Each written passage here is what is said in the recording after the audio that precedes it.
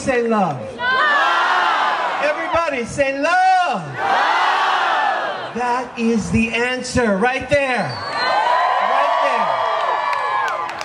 there. You know, on my way here, I got a little sensitive because many reasons, but I was remembering my first Pride celebration, which was in 1982.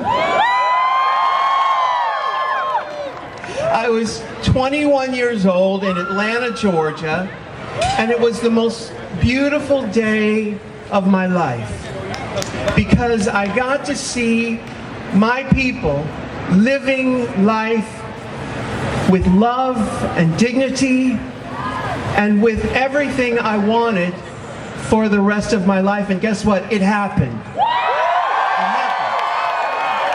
That's what this is about. That's what this is about. And I think about all the young people here from small towns who this is their first Pride. Welcome. Welcome. Welcome. This is your family. You're welcome. Yes, yes. You can sit with us.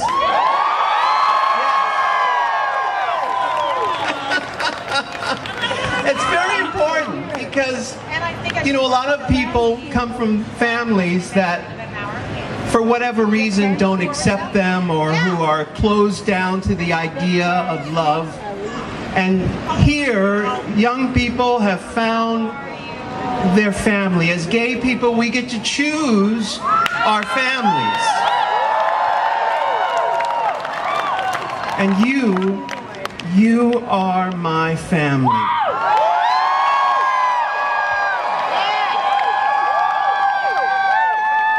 You know, it's an important time for all of us. We've come so far.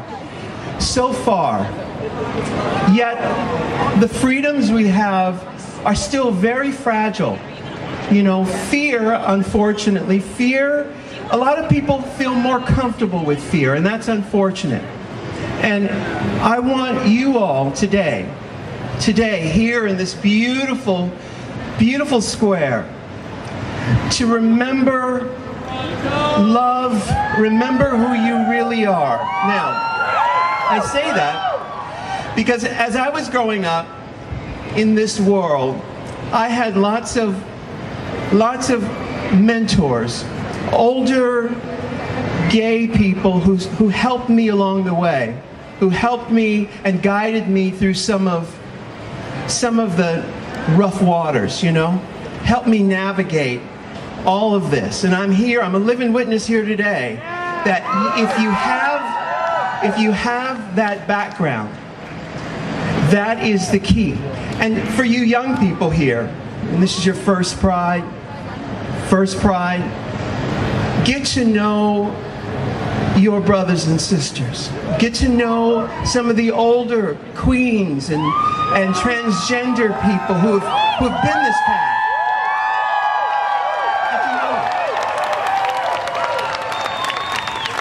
You could do it right now. We're all here for you. Now, I always felt like the little boy who fell to earth, you know? I'm from San Diego. I felt like somebody must have made a mistake because I didn't know anybody really like me until I came to Pride, until I found my tribe, which is what this is all about. Now, it's important to know that if you surround yourself with winners, if you surround yourself with people who can remind you who you really are, and who you really are, by the way, is an extension of the power that created this whole universe. That's who you are. And in this world with so much of the other, so many tragedies, so much darkness, it's important to surround yourself with people who can remind you who you really are.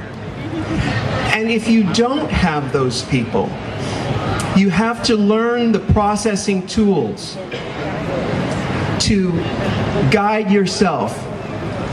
You have to learn how to navigate this life, but you need support. You know, I always think of the movie The Wizard of Oz when Dorothy falls asleep in the poppy field, you know, which is, poppies of course are opiates. Some of us go there. But I love the symbology, symbol of that idea of one of her friends is saying, "Come on, Dorothy, wake up," because he's immune to it. Come on, wake up. Trying to remind her who she really is and where they were going. That's what this is. Reach over, get to know your family, get to know your family here. And that is the key. I wouldn't be here today without that. And those people helped me along, and they helped me to learn how to do that for myself. You know, I talk about everybody say love, but the truth is, it's not easy. It's a daily practice. And I practice it every single day.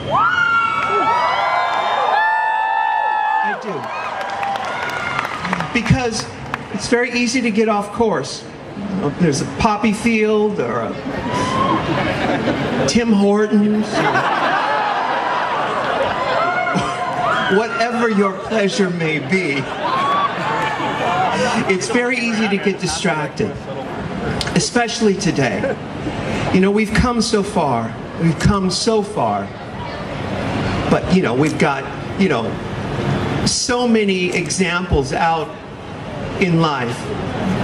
We got RuPaul's Drag Races on TV.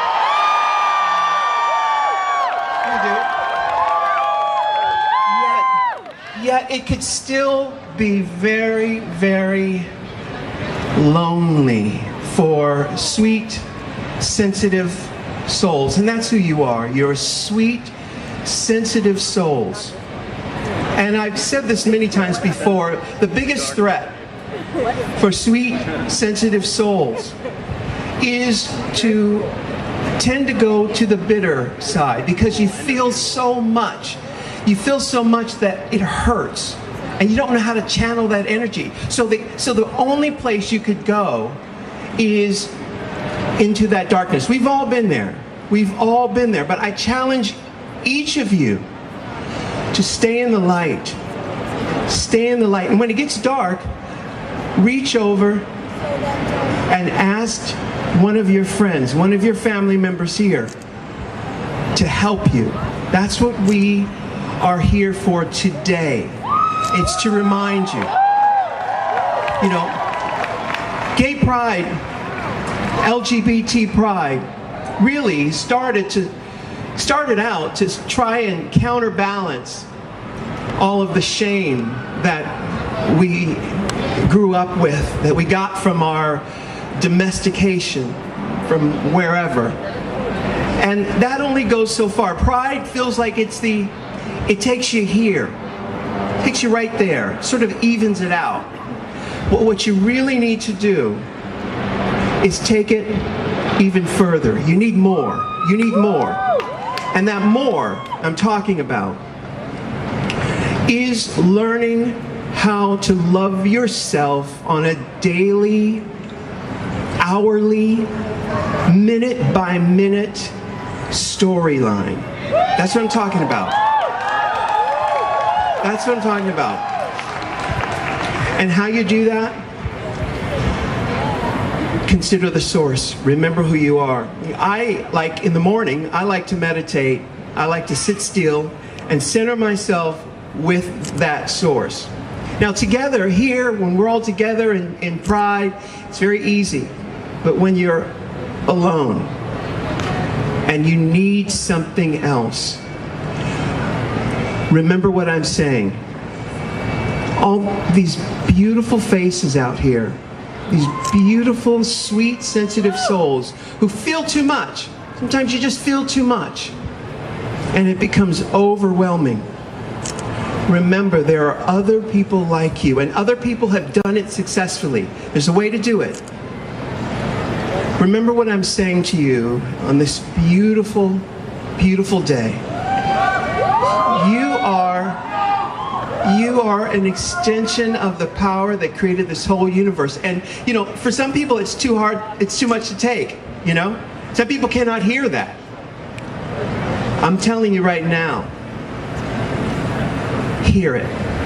Hear it, own it, and walk with your head high and proud.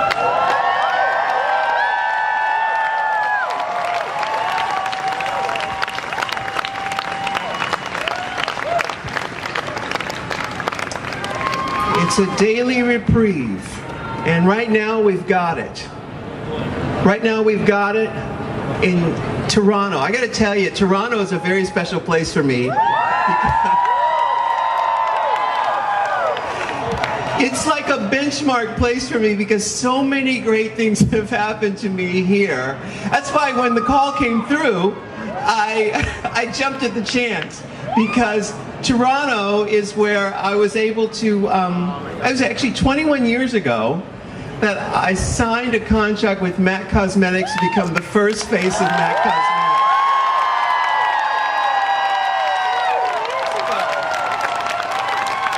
21 years ago.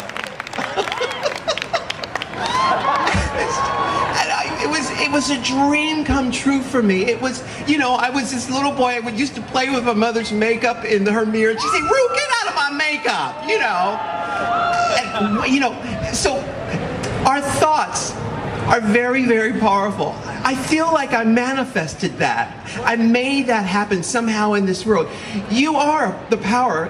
You're an extension of the power that created the universe. So be careful of what you think. Make sure you stick with the winners, people who think and who act like a winner, who don't drag you down. You know, I keep referencing The Wizard of Oz because it's a great place to start. It's the symbology in there is so incredible. But the friends that you meet along the way, the thoughts that you think, you have to be present. You have to be present to make sure that your experience on this planet is what you came here for. Remember who you are. Remember who you are.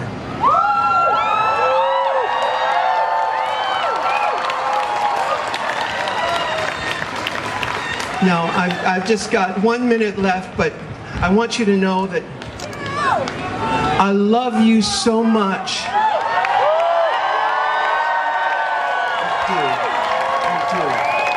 You are my tribe. So for some of the people who've been around for a while, shake the hand of one of the young ones. Tell them the stories of our brothers and sisters who came before us so that they can pass the story along. Because these freedoms that we have, these freedoms that were hard fought and won, they are fragile. In my lifetime, I've seen the pendulum swing both ways. Make sure that you tell your story to your family, to your brothers and sisters here, so that we can continue this power, this love, and this experience for generations to come.